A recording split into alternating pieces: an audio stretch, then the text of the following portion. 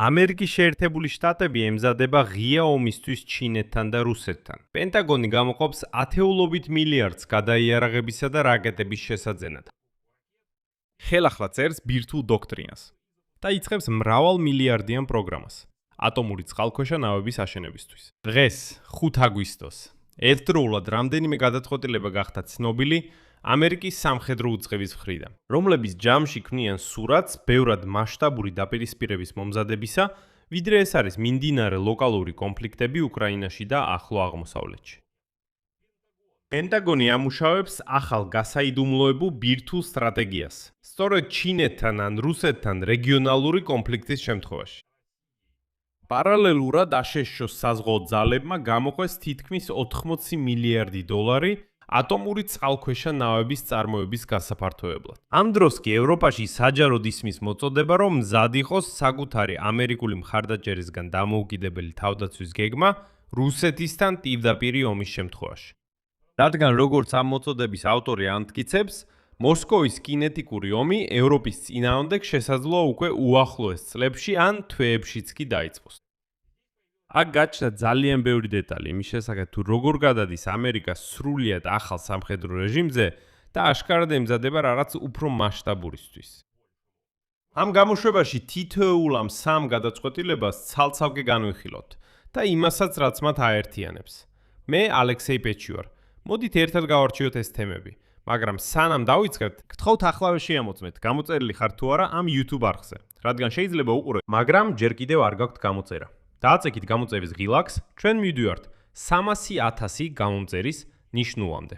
ამიტომ მადლიერი ვიქნებით თქვენი თითოეული მხარდაჭერისთვის. გამოიწერეთ. მოდით დავიწყოთ შეერთებული შტატების ახალი ბირთვული სტრატეგიით, რადგან ეს არის ყველაზე შინაარსიანი და ყველაზე შემაშფოთებელი ნაწილი დღევანდელი გამოშვებიდან. დამუშავებას ხელმძღვანელობს პენტაგონის პოლიტიკური დეპარტამენტის ხელმძღვანელი ელბრიჯ კოლბი. როგორც ის ამბობს, ბირთვული პოლიტიკის რეგულარული გადახედვის ფარგლებში, რომელიც ტრადიციულად ტარდება ყოველი ახალი აშშ-ის პრეზიდენტის ადმინისტრაციის დროს. მაგრამ ამჟამინდელი გადახედვის შინაარსი მაინც გაცილებით ცდება, იცით, ჩვეულებრივი რუტინული პროცესის ფარგლებს. არა, აქ ძირეული ცვლილებები იქნება. NBC News-ის წყაროების ინფორმაციით, დოკუმენტი კითხვის ნიშნის ქვეშ აყენებს ბირთვული იარაღის გამოყენების მიდგომას, რომელიც 10 წლეულების განმავლობაში პრაქტიკულად უცვლელი რჩებოდა. დონალდ ტრამპის დროს ახალი სტრატეგიის მთავარი ელემენტია განსაკუთრებული ყურადღება მცირე რადიუსის ტაქტიკური ბირთვული იარაღის შესაძლო გამოყენებაზე, სწორედ ჩინეთთან ან რუსეთთან რეგიონალური კონფლიქტის დროს. ანუ საუბარი არა გლობალური სტრატეგიული დარტყმების გაცვლაზე, ურთიერთ გარანტირებული განადგურების პრინციპით. როგორც ეს ცივი ომის განმავლობაში იყო მიღებული, არამედ სცენარზე, სადაც ბირთვული იარაღი მცირე სიმძლავრით გამოიყენება შეზღუდულ რეგიონალურ კონფლიქტში. სხვათა შორის, ვაშინგტონში ამას არც მალავენ და ღიად აცხადებენ, რომ გადაწყვიტეს თავიანთი მიდგომების გადახედვა. მაშინვე, როგორც კი რუსეთმა ბელარუსში სწორედ ტაქტიკური ბირთვული იარაღი განათავსა და უკრაინის მიმართ მისი გამოყენებით დაიმუქრა, და აი ვაშინგტონში, პენტაგონში ამბობენ, მოусმინეთ, ჩვენ უნდა გადავხედოთ ჩვენ სტრატეგიას, რათა შევძლოთ ეს ტაქტიკური ბირთვული იარაღი გამოვიყენოთ ნებისმიერ კონფლიქტში. თუმცა NBC News-ის მონაცემებით, ეს წინადადებები უკვე გააკრიტიკეს აშშ-ს ზოგიერთი კანონმდებლისა და სამხედროების მხრიდან, რომლებიც ჭიშობენ, რომ ბირთვული იარაღის გამოყენების ზღვარი მკვეთრად დაიცავს. ამ კრიტიკის ლოგიკა გასაგებია. თუ მცირე რადიუსის ტაქტიკური ბირთვული იარაღი რეალისტურ ვარიანტად განიხილება, გამოყენებადი ინსტრუმენტი რეგიონულ კონფლიქტში და არა როგორც უკიდურესი ბოლო საშუალება. მაშინ ფსიქოლოგიური და სტრატეგიული ბარიერი მის გამოყენებამდე მცირდება. და სწორედ ამის ეშინიათ დოკუმენტების კრიტიკოსებს და თვითონ ამერიკულ სისტემასაც. ანუ ფაქტობრივად ისინი შიშობენ, რომ ტაქტიკური ბირთვული რაკეტა გაუტოლდება ჩვეულებრივ ფთოსან ან ბალისტიკურ რაკეტას, ანუ ზუსტად იგივე რაც ფთოსანი ან ბალისტიკური რაკეტის გაშვებაა, გახდება ტაქტიკური ბირთვული იარაღის რაკეტის გამოყენებაც. მაგრამ რატო ხდება ეს სწორედ ახლა? აი აქაც საინტერესოა. საქმე იმაშია, რომ მიმდინარე წლის თებერვალში ამოიწურა სენუ 3-ის ხელშეკრულების მოქმედების ვადა, რუსეთისა და აშშ-ს შორის. იმ შეთანხმებისა, რომელიც 10 წლეულების განმავლობაში ზღუდავდა ორივე მხარის სტრატეგიული ბირთვული იარაღის რაოდენობას. ხელშეკრულება არ გაახანგრძლიwes, თუმცა ვაშინგტონში არაერთხელ აღნიშნეს, რომ ნებისმიერი ახალი მსგავსი შეთანხმება უნდა მოიცავდეს ჩინეთსაც. ანუ ამერიკული მხარის აზრით იარაღის შეზღუდვის ძველი ორმხრივი ლოგიკა აღარ ასახავს რეალობას. სადაც ბირთვულ პოტენციალს ერთდროულად ზრდიან როგორც მოსკოვი, ასევე პეკინი. თითქოს შეუძლებელია ისევ დაიდოს შემზღუდავი შეთანხმება მოსკოვსა და ვაშინგტონს შორის, ხოლო პეკინი თითქოს ამ ყველაფრის გარეთ იყოს. მანამდე ამ წლის გაზაფხულზე პენტაგონის ხელმძღვანელის თანაშემწე რობერტ კადლიკი პირდაპირ საუბრობდა კრიზისზე, რომელიც გამოწვეულია ორი ბირთვული სახელმწიფოს ერთდროულად შეკავების აუცილებლობით. სწორედ ეს ორმაგი შეკავების კრიზისი წარმოადგენს იმ არსს, რის გამოც მზადდება დოკუმენტი, რომელიც ორი პოტენციური ფრონტისკენაა ორიენტირებული და არა ერთზე, როგორც ადრე იყო. პარალელურად ბირთვული სტრატეგიის გადახედვასთან ერთად გაჩნდა კონკრეტული, საკმაოდ შესამჩნევი ფინანსური, მატერიალური გადაწყვეტილებაც, რომელსაც უკვე ახლავე შეიძლება შეეხო და შეიგრძნო. ამერიკის შეერთებული შტატების სამხედრო საზღვაო ძალებმა გამოყვეს ოდნავ მეტი, ვიდრე 76 მილიარდი 500 მილიონი დოლარი ორი ტიპის წყალქვეშა ნავის წარმოების გასაფართოებლად ერთდროულად. დარტყმითი წყალქვეშა ნავების ვირჯინიას კლასისა და ბალისტიკური ბირთვული რაკეტებით აღჭურვილი წყალქვეშა ნავების კოლუმბიის კლასის. ოფიციალური ფორმულირება უცხების მხრიდან ასეთია. დამატებითი დაფინანსება მიმართულია აშშ-ის ბირთვული შეკავების გაძლიერებასა და ამერიკული მრეწველობის მხარდაჭერაზე.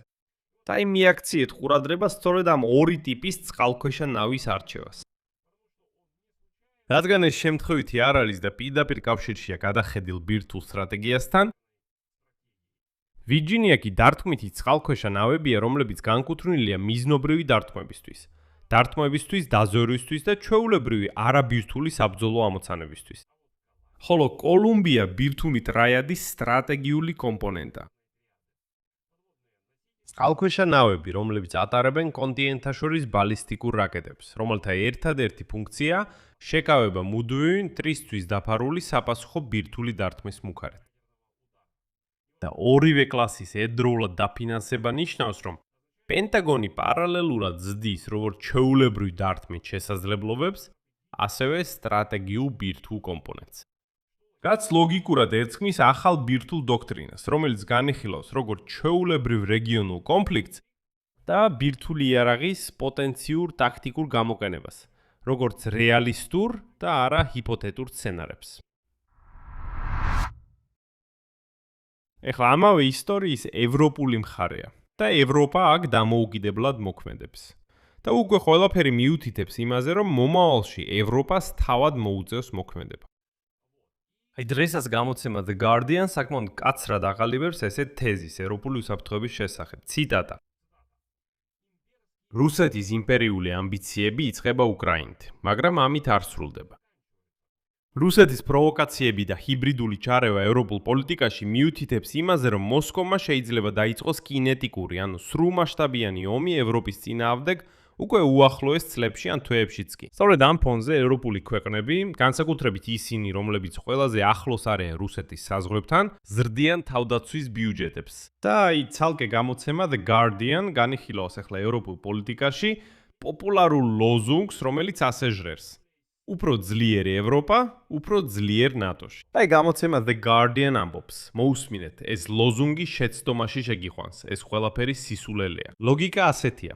დიახ, ევროპელები მართლაც ზრდიან საკუთარ სამხედრო ძალას, მაგრამ თავად ალიანსი მთლიანობაში შეერთებული შტატების სრულფასოვანი მონაწილეობის გარეშე სუსტდება. ანუ მხოლოდ ცალკეული ევროპული არმიების არითმეტიკული გაძლიერება ავტომატურად არანაზღაურებს იმ დაცვის დონეს, რომელსაც 10 წლეულების განმავლობაში უზრუნველყოფდა სწორედ ამერიკული სამხედრო ყოფნა და ამერიკული რესურსები. როგორც კოლექტიური თავდაცვის საფუძველი და აქ არის პირდაპირ ლოგიკური კავშირი ყველაფერთან ზემოთ განვიხილეთ ამ გამოშვებაში. გამოცემა The Guardian-ის მეთოდების აზრი იმაში მდგომარეობს, რომ ევროპამ უბრალოდ არ უნდა გაზარდოს საკუთარი შეიარაღება, გამოყოს მეტი ფული იარაღზე და ამით შემოიფარგლოს.